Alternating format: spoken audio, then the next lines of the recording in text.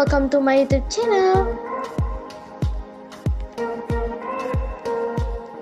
Jadi di video kali ini aku akan memberikan sedikit pengalaman sebagai mahasiswa okupasi terapi. Gak usah lama-lama, langsung aja yuk lihat videonya. Assalamualaikum warahmatullahi wabarakatuh. Tapi pun perkenalkan, nama saya Risanika Putri. Jadi di video kali ini saya akan sedikit memberikan sedikit pengalaman tentang perjalanan saya selama menjadi mahasiswa okupasi terapi. Nah, ngomong-ngomong tentang okupasi terapi sendiri itu, pasti banyak banget teman-teman yang belum tahu tentang okupasi terapi, jurusan apa sih itu. Jadi kita kasih kata kuncinya. Jadi okupasi terapi itu adalah layanan kesehatan yang diberikan kepada masyarakat atau pasien yang memiliki keterbatasan mental, fisik, yang dapat mengganggu aktivitas mereka, aktivitas keseharian mereka. Sebelumnya teman-teman tahu nggak sih, jurusan okupasi terapi ini hanya ada 2 di Indonesia, atau masih cukup dibilang langka seperti itu guys. Jadi hanya ada 2 di Indonesia. Yang pertama ada di Universitas Indonesia, dan yang kedua ada di Poltekkes Kemenkes Surakarta. Dan saya sendiri termasuk mahasiswa Poltekkes Kemenkes Surakarta. Nah, langsung aja kita masuk di sedikit cerita-cerita tentang perjalanan saya. Kita enjoy aja di sini. Nah, gimana aku bisa masuk di okupasi terapi, tahu dari mana sih gitu. Jadi awal mulanya itu berawal dari aku kelas 3 SMA, dimana aku ingin melanjutkan pendidikan di bidang kesehatan. Nah, dan tujuan utamaku di situ adalah Poltekkes Surakarta.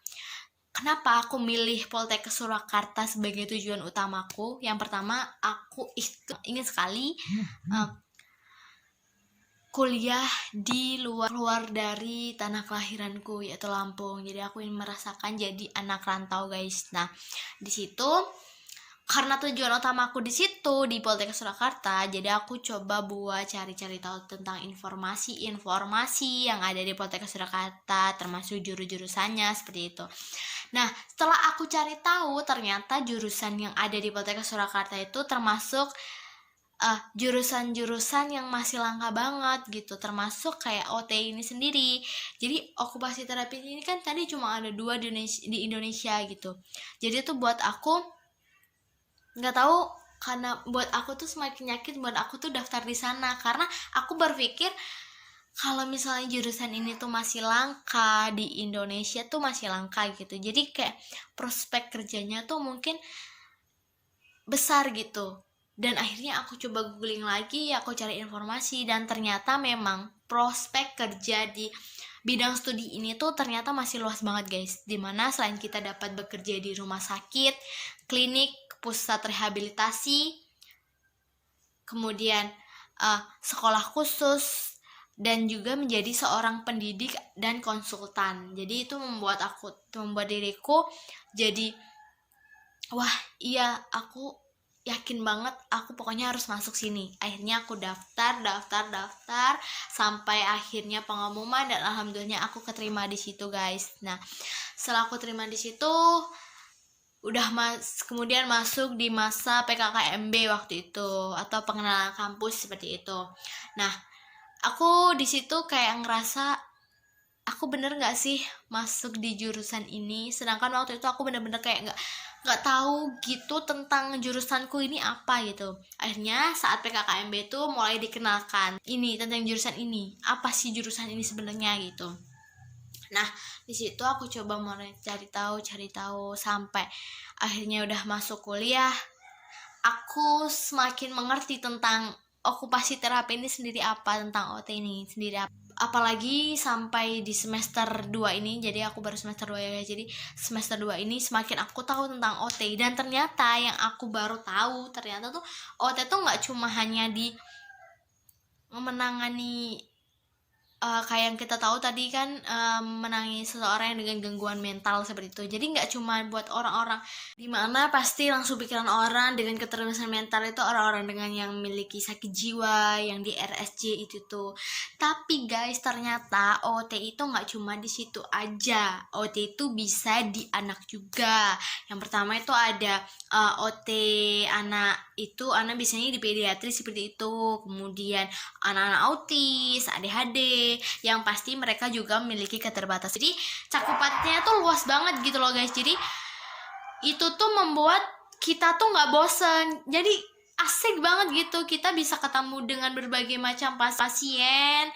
Kemudian kita bisa bercengkrama dengan mereka, itu tuh membuat semakin kuliah kita tuh berwarna-warni guys. Apalagi kalau misalnya di RSJ itu dengan orang keterbatasan mental ya guys. Jadi aku sendiri sih belum pernah mengalami karena keadaannya lagi kayak gini, jadi kita belum sampai praktek-praktek gitu. Tapi menurut cerita-cerita kakak tingkat aku itu, orang-orang seperti itu tuh lebih mengasihkan guys, dimana mungkin kita bisa menjadi teman mereka, dan itu membuat suatu pengalaman yang luar biasa buat kita. Jadi kita bisa dilatih kesabaran.